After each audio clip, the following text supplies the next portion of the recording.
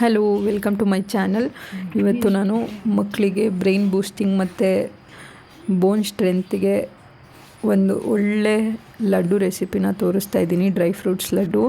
ಬನ್ನಿ ಇದನ್ನು ಹೆಂಗೆ ಮಾಡೋದು ಅಂತ ನೋಡ್ಕೊಳ್ಳೋಣ. ಫಸ್ಟು ಒಂದು ದಪ್ಪ ತಳ ಪಾತ್ರೆ ತೊಗೊಂಡು ಅದಕ್ಕೆ ಎಲ್ಲ 1 ಕಪ್ ಬಾದಾಮಿ, ಗೋಡಂಬಿ ಇದೆಲ್ಲ ಒಂದೊಂದು ಕಪ್ ಹಾಕ್ಕೊಂಡು ಫುಲ್ ಡ್ರೈ ರೋಸ್ಟ್ ಮಾಡ್ಕೋಬೇಕಾಗುತ್ತೆ, ಅಂದರೆ ಪೌಡರ್ ಆಗೋ ಟೈಪಲ್ಲಿ.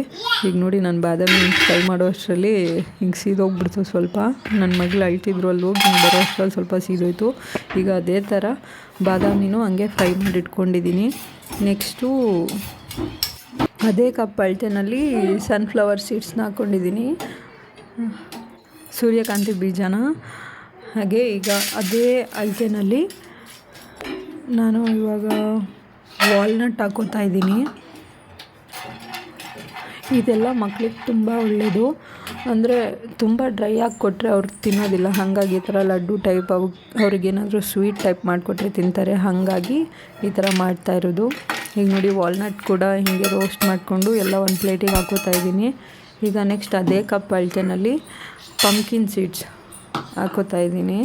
ಈಗ ಇದನ್ನು ಹಾಕ್ಕೊಂಡು ನೀಟಾಗಿ ಫ್ರೈ ಮಾಡ್ಕೋಬೇಕು. ಅದು ಕಲರ್ ಚೇಂಜ್ ಆಗುತ್ತೆ, ಗೊತ್ತಾಗುತ್ತೆ. ಈಗ ನೋಡಿ, ಫ್ರೈ ಮಾಡ್ಕೊಂಡಿರೋದನ್ನೆಲ್ಲ ಒಂದು ಪ್ಲೇಟಿಗೆ ಸೈಡಿಗೆ ತಣ್ಣಗಾಗೋದಕ್ಕೆ ಎತ್ತಿಡ್ತಾ ಇದ್ದೀನಿ. ಈಗ ನೆಕ್ಸ್ಟು ಸ್ವಲ್ಪ ಕಡಲೆಬೀಜ ಜಾಸ್ತಿ ಹಾಕಿಲ್ಲ, ಸ್ವಲ್ಪ ಹಾಕಿದ್ದೀನಿ. ನನ್ನ ಮಗಳು ಫಸ್ಟ್ ಇಷ್ಟಪಟ್ಟರೆ ನೆಕ್ಸ್ಟ್ ಟೈಮ್ ಮಾಡ್ಬೋದು ಅಂತ ಹೇಳಿಬಿಟ್ಟು. ನೋಡಿ, ಈಗ ಇದನ್ನೆಲ್ಲ ಫ್ರೈ ಮಾಡಿಕೊಂಡು ಎತ್ತಿಟ್ಕೊಂಡಿದ್ದೀನಿ. ಕಡಲೆಬೀಜನ ಅದರಲ್ಲೇ ಬಿಟ್ಟಿದ್ದೀನಿ ಸ್ವಲ್ಪ ತಣ್ಣಗಾಗಲಿ ಅಂತ ಹೇಳ್ಬಿಟ್ಟು. ಇದೆಲ್ಲ ತಣ್ಣಗಾಗ್ತಿತ್ತಲ್ವ, ಹಾಗಾಗಿ ಇದನ್ನು ಹೆಂಗೆ ಎತ್ತಿಟ್ಟು ಕಡಲೆಬೀಜನ ಸಪ್ರೇಟ್ ಇಟ್ಟಿದ್ದೀನಿ. ಇವಾಗ ಇದಕ್ಕೆ 1 ಸ್ಪೂನ್ ತುಪ್ಪ ಹಾಕ್ಕೊಂಡು ನಾನು ಖರ್ಜೂರ ಇರುತ್ತಲ್ಲ, ಡೇಟ್ಸ್, ಅದನ್ನು ಪೇಸ್ಟ್ ಮಾಡ್ಕೊಂಡಿದ್ದೀನಿ. ಒಂದು 7ರಿಂದ 8 ಖರ್ಜೂರನ ಹಾಕ್ಕೊಂಡು, ಸೊ ಅದನ್ನು ಈಗ ತುಪ್ಪದಲ್ಲಿ ಹುರ್ಕೋಬೇಕು. ಅದು ನಮಗೆ ಸ್ವಲ್ಪ ಪೇಸ್ಟ್ ಥರ ಸಿಗುತ್ತೆ, ನಾವು ಉಂಡೆ ಕಟ್ಟೋದಕ್ಕೆ ಈಸಿ ಆಗುತ್ತೆ. ನೋಡಿ, ಇವಾಗ ತುಪ್ಪದಲ್ಲಿ ನಾನು ಹುರ್ಕೋತಾ ಇದ್ದೀನಿ. ಸ್ವಲ್ಪ ಗಟ್ಟಿ ಆಗುತ್ತೆ, ನೀವು ದಪ್ಪ ತಳ ಪಾತ್ರೆ ಇಟ್ಕೊಳ್ಳಿ, ಸರಿ ಹೋಗುತ್ತೆ. ನಮ್ಮ ಮನೆಯಲ್ಲಿ ಇರಲಿಲ್ಲ, ಹಾಗಾಗಿ ನಾನು ಇದರಲ್ಲೇ ಮಾಡ್ತಿದ್ದೀನಿ. ಇದು ಮಕ್ಕಳಿಗೆ ಅಂತಲ್ಲ, ದೊಡ್ಡವ್ರಿಗೂ ಎಲ್ಲರಿಗೂ ಒಳ್ಳೆಯದು, ಇಷ್ಟ ಆಗುತ್ತೆ. ಹಾಗೆ ನಾನು ತುಂಬ ಸ್ವೀಟ್ ಬರಬಾರ್ದು ಅಂತೇಳ್ಬಿಟ್ಟು ಸ್ವಲ್ಪನೇ ಯೂಸ್ ಮಾಡಿದ್ದೀನಿ. ಈಗ ನೋಡಿ, ನಾನು ಅದೇನು ಡ್ರೈ ಫ್ರೂಟ್ಸ್ನೆಲ್ಲ ಫ್ರೈ ಮಾಡಿ ಇಟ್ಕೊಂಡಿದ್ದೆ ಅದನ್ನು ರುಬ್ಕೋತಾ ಇದ್ದೀನಿ. ಇದೆಲ್ಲ ಒಟ್ಟಿಗೆ ರುಬ್ಬೋದ್ರಿಂದ ಅದರಲ್ಲಿರೋ ಆಯಿಲ್ ಕಂಟೆಂಟ್ ಬಿಟ್ಕೊಳ್ಳುತ್ತೆ, ಹಾಗಾಗಿ ನಮಗೆ ಕಟ್ಟೋದಕ್ಕೂ ಈಸಿ ಆಗುತ್ತೆ. ಈಗ ನೋಡಿ, ನಾನು ಅದನ್ನು ರುಬ್ಬಬೇಕಾದ್ರೆ ಮೇಲೆ ಕೆಳಗೆ ಸ್ವಲ್ಪ ಮಾಡಿ ನೀಟಾಗಿ ರುಬ್ಕೋತಾ ಇದ್ದೀನಿ. ಅಂದರೆ ಮಕ್ಕಳಿಗೆ, ನನ್ನ ಮಗಳು ಇನ್ನೂ 1 ಇಯರ್ ಮೇಲಿರೋದಲ್ವ, ಹಾಗಾಗಿ ಅವಳಿಗೆ ತಿನ್ನೋದಕ್ಕೆ ಈಸಿ ಆಗಲಿ ಅಂತ ಹೇಳಿಬಿಟ್ಟು ತುಂಬ ಪೇಸ್ಟ್ ಟೈಪ್ ಮಾಡ್ಕೊಂಡಿದ್ದೀವಿ. ನೀವೇನಾದರೂ ಸ್ವಲ್ಪ ಸಿಗಬೇಕು ಬಾಯಿಗೆ ತರಕಾರಿಯಾಗಿ ಅಂತ ಹೇಳಿದ್ರೆ ಸಪ್ರೇಟಾಗಿ ಪೌಡರ್ ಮಾಡ್ಕೊಳ್ಳಿ, ಪಲ್ಸ್ ಮೋಡಲ್ಲಿ.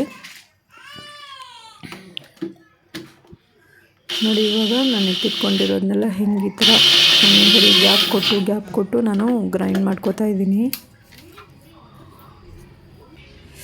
ಈಗ ನಾನು ಗ್ರೈಂಡ್ ಮಾಡಿರೋದೆಲ್ಲ ಇಲ್ಲಿ ಎತ್ತಿಟ್ಕೊಂಡಿದ್ದೀನಿ.